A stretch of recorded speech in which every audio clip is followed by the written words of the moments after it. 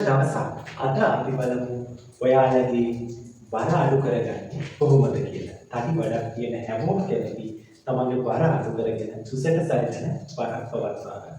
සුසට සරිලන බරක් පවත්වා ගැනීමේ වැදගත්කම් ගැන අපි මුලින්ම ඉගෙනගෙන ඉන්නවා.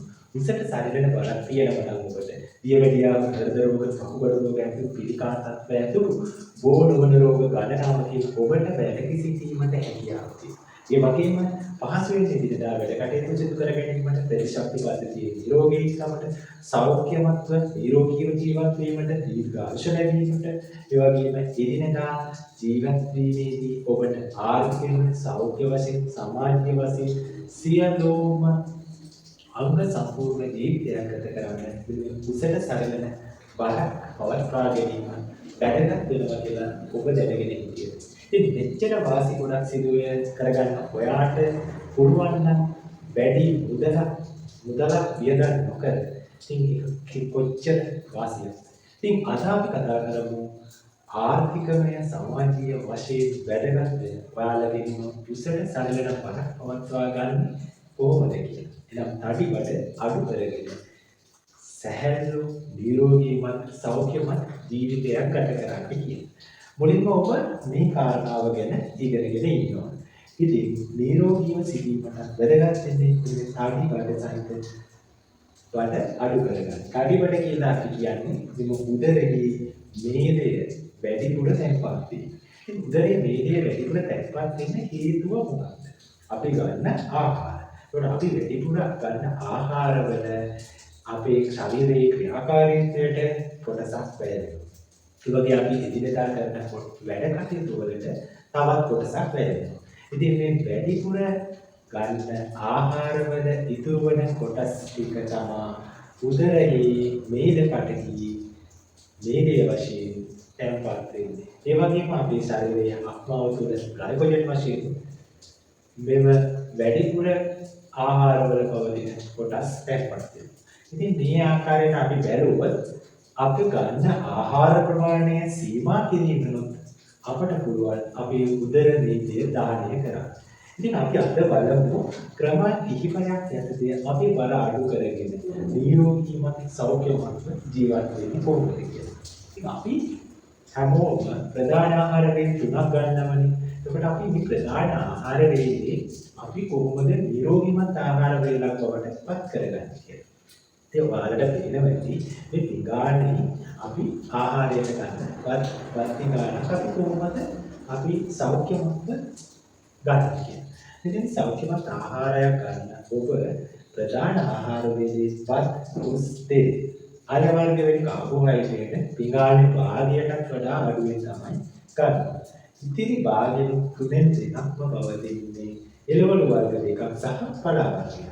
ඉතිරි දුන්නේ ප්‍රෝටීන් විදිහට වාලට මාළු, බිත්තර, මස් යටි වගේම සප්ත ආහාර ගන්න ඇති කෙනෙකුට ශාක ආහාර වශයෙන් මුංගට, කඩල, කව්පි, පරිප්පු වැනි ආහාර එකතු කරගන්න. මෙන්න මේ ආකාරයට ඔයාලගේ ප්‍රධාන ආහාර වේල සඳහා ඔයාලා ගන්න ඕන වත් ප්‍රමාණය, කාබෝහයිඩ්‍රේට් ප්‍රමාණය, අල වර්ග ප්‍රමාණය අඩු කිරීම තුළින් ඔයාලගේ බර අඩු කරගන්න පුළුවන්. ඒ වගේම දෙවන කාරණාව තමයි ඔයාලා ගන්න ඕන වතුර ප්‍රමාණය. සාමාන්‍යයෙන් සෑම පුද්ගලයෙක්ම ඔවුන්ගේ ද්වාර 30 බෙදුව විට ලැබෙන අඩිය තමයි ඔබ ජලය පානය කළ යුත්තේ. ඒ වගේම තුන්වන කාරණාව තමයි වත් කෑම ගැනීමේදී ප්‍රධාන ආහාර වේල් අතර පරතරයක් තියාගන්න. ප්‍රධාන ආහාර වේල් අතර පැය 8කවත් පරතරයක් ඔබ පවත්වා ගන්න. ප්‍රධාන ආහාර වේල් දෙකක් ඊළඟ කාරණය තමයි ප්‍රධාන ආහාර වේල් දෙකක් අතර අමතර ආහාර වේලක් ගන්නකොට ඒ සඳහා පළතුරු එකතු කරගන්න. පළතුරු ඔබ වැඩිපුර ආහාරයට ගත්තත් ඔබගේ සීනි මට්ටම වැඩි කිරීමට එකවරටම දායක වෙන්නේ.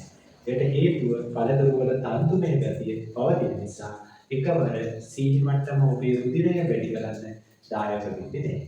ඉතින් අපි ඊළඟ කරුණ වශයෙන් අපි ගන්න පාන් පිටි වර්ග අපි නතර කළ යුතුයි. පාන් පිටි වැඩිපුර ආහාරයට ගැනීම තුළින් ඔබගේ ශරීරයේ තුල අනවශ්‍ය මේදය තැන්පත් වීමට දායක වෙනවා. ඔබගේ සීනි මට්ටම වැඩි කිරීමට දායක. ඉතින් ඔබ ගන්න පාන් පිටි ප්‍රමාණය අඩු කළ යුතුයි. අවම කරන්න ගැනීම නතර කිරීම වඩාත් සුදුසුයි.